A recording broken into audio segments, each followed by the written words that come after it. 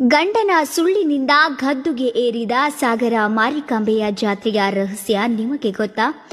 ಒಂದು ಸುಂದರ ಬ್ರಾಹ್ಮಣ ಕನ್ಯೆಯನ್ನ ಒಬ್ಬ ಚಪ್ಪಲಿ ತಯಾರಿ ಮಾಡುವವ ತಾನು ಬ್ರಾಹ್ಮಣನೆಂದು ಸುಳ್ಳು ಹೇಳಿ ಮದುವೆಯಾಗ್ತಾನೆ.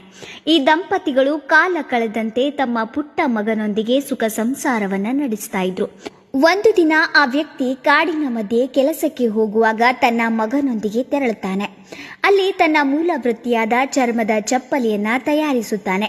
ಇದನ್ನು ಕಂಡ ಮಗ ಮನೆಗೆ ತೆರಳಿದ ನಂತರ ಅದೇ ಚಪ್ಪಲಿ ತಯಾರಿಸುವ ಕೆಲಸವನ್ನ ಮಾಡುತ್ತಿರುವುದನ್ನ ಕಂಡ ತಾಯಿ ಆಶ್ಚರ್ಯಗೊಂಡು ಮಗನಲ್ಲಿ ಕೇಳ್ತಾಳೆ, ತಂದೆ ದಿನನಿತ್ಯ ಕಾಡಿನ ಮಧ್ಯೆ ಹೋಗಿ ಇದೇ ಕೆಲಸ ಮಾಡುವುದಾಗಿ ಕಾಡಿನ ಮಧ್ಯೆ ಕೆಲಸ ಮಾಡುವ ಸ್ಥಳವನ್ನ ತೋರಿಸಿ ಸತ್ಯ ಸಂಗತಿಯನ್ನ ತಾಯಿಗೆ ತಿಳಿಸ್ತಾನೆ.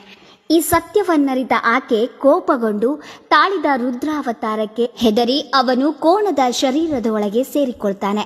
ಅದಕ್ಕಾಗಿ ಕೋಣದ ತಲೆಯನ್ನ ಕಡೆದು ಶಿಲೆಯಾಗಿ ಅಂದಿನಿಂದ ದುಷ್ಟರ ವಿರುದ್ಧ, ಮಾರಕತೆಯ ವಿರುದ್ಧ ಶಕ್ತಿಯಾಗಿ ನೆಲೆ ನಿಂತು ಊರನ್ನ ಕಾಪಾಡುತ್ತೇನೆ ಎಂದು ಅಭಯವನ್ನ ನೀಡ್ತಾಳೆ. ಹೀಗೆ ಇಡೀ ಊರಿಗೆ ಬಂದಂತಹ ಸಾಂಕ್ರಾಮಿಕ ರೋಗವನ್ನ ವಾಸಿ ಮಾಡಿದ್ದಕ್ಕಾಗಿ ಅಂದಿನಿಂದ ಭಕ್ತರು ಪ್ರತಿ 3 ವರ್ಷಕ್ಕೊಮ್ಮೆ ಶಿವಮೊಗ್ಗ ಜಿಲ್ಲೆಯ ಸಾಗರ ತಾಲೂಕಿನಲ್ಲಿ ರಾಜ್ಯದ 2ನೇ ಅತಿ ದೊಡ್ಡ ಜಾತ್ರೆಯಾಗಿ 5 ವಿಧದ ಮರಗಳಿಂದ ತಯಾರಿಸಿದ 16 ಅಡಿ ಎತ್ತರದ ದೇವಿಯ ಮೂರ್ತಿಯ ಮೆರವಣಿಗೆಯಲ್ಲಿ ಹರಕೆ ಕಟ್ಟಿದ ಜೀವಂತ ಕೋಳಿಯನ್ನ ಆ ಮೂರ್ತಿಯ ಮೇಲೆ ಎಸೆಯುತ್ತಾರೆ. ರಾಜ್ಯದ ಮೂಲೆ ಮೂಲೆಗಳಿಂದ ನಂಬಿ ಬಂದ ಭಕ್ತರನ್ನ ಕಾಪಾಡುವ ಶ್ರೀ ಸಾಗರ ಮಾರಿಕಾಂಬೆ ಜಾತ್ರೆಯ ಬಗ್ಗೆ ತಮಗೆಲ್ಲ ತಿಳಿಸಬೇಕೆಂಬುದೇ ನಮ್ಮ ನಾಡು ನಮ್ಮ ಹೆಮ್ಮೆ ತಂಡದ ಆಶಯ.